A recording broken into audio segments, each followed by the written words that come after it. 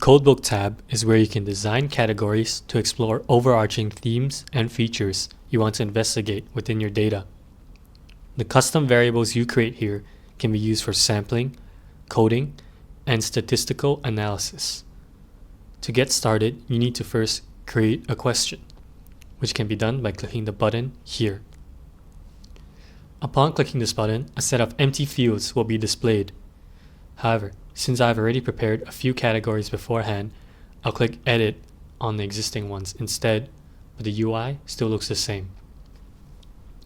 The title field refers to the name of the category or subcategory. Since the purpose of this example is to investigate the prevalence of the 17 SDGs in the news articles we added to our database earlier, we'll call it 17 SDGs. Next, the question type refers to how you want the categories to be designed. Single choice and multiple choice refer to how many options you will be allowed to pick for the specific category.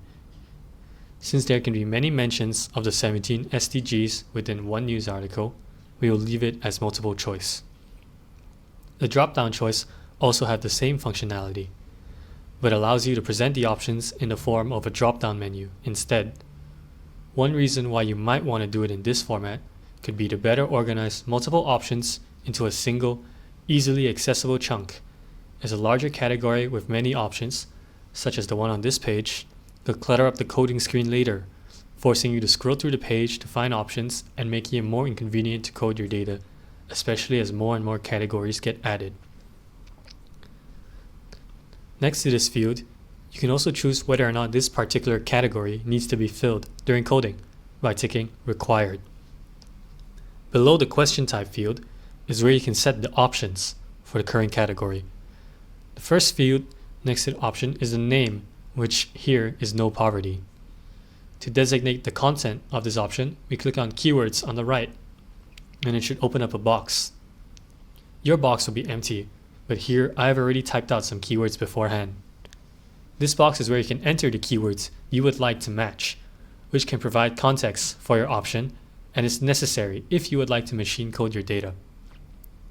There are conditional statements that can be used to construct these keywords, such as and or. The use of the or keyword is to add additional keywords that could trigger a match for the machine. This matching is based on string-specific, case-insensitive matching. So if extreme poverty with a capital E was at the beginning of your article or a sentence in your article, then the current keyword we have here would still be able to match it.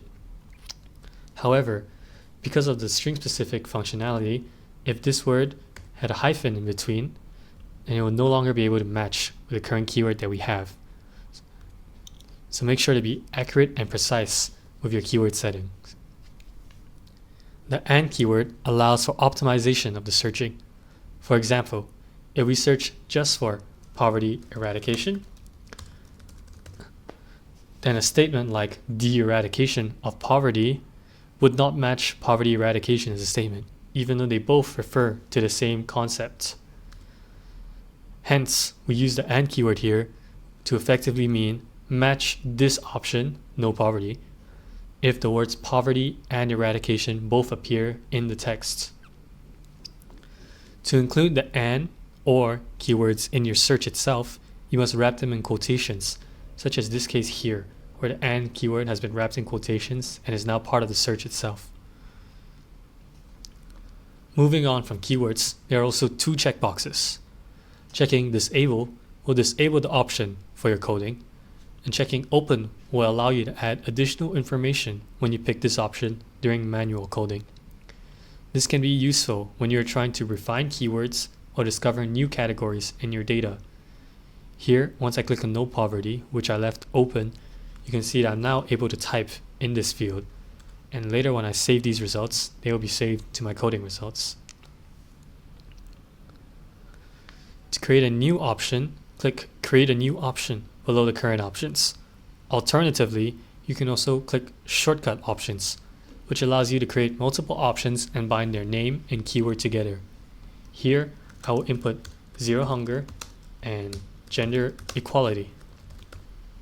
Once I click OK, we can see that the options have been created alongside their respective keywords, which makes it a useful shortcut to create multiple options at once. Now, if we hover over the completed category, we can see a few icons pop up on the right side. These are pretty self-explanatory, except for setting logic. This feature allows you to choose a subcategory to be displayed when the user selects an option. For example, say during coding, I choose climate action as an SDG that the article mentions, and I want it to jump to a subcategory of types of climate action that displays options such as energy subsidies, carbon taxes, and others. I would then create a separate subcategory under create question and setting logic of the original one to jump to types of climate action whenever I pick the climate action option within the main category. I'll show it over here. So I will click climate action, and the types of climate action has popped up, which allows me to be able to optimize and increase the scope of my coding. Besides the creation of your own topics, the DiVoMiner platform also has a few modeling algorithms that you can use for machine coding of latent content. We will introduce these in another video. The last notable feature on this page are the import and export features. The export feature allows you to convert the codebook topics on the platform into a .txt file on your local drive, which can then be imported on another project you are working on. Here, I will import a .txt file from another project that I made earlier, this time with all the 17 SDGs all filled out. Once you have created your categories, you can begin your manual and machine coding. If you want to machine code, you head back to Data Management, Overview subtab, and click Machine Coding on the database which you wish to code. Once I click the Start button, I only need to wait for the processing to be finished, and once this bar has filled up, then the machine coding will be completed.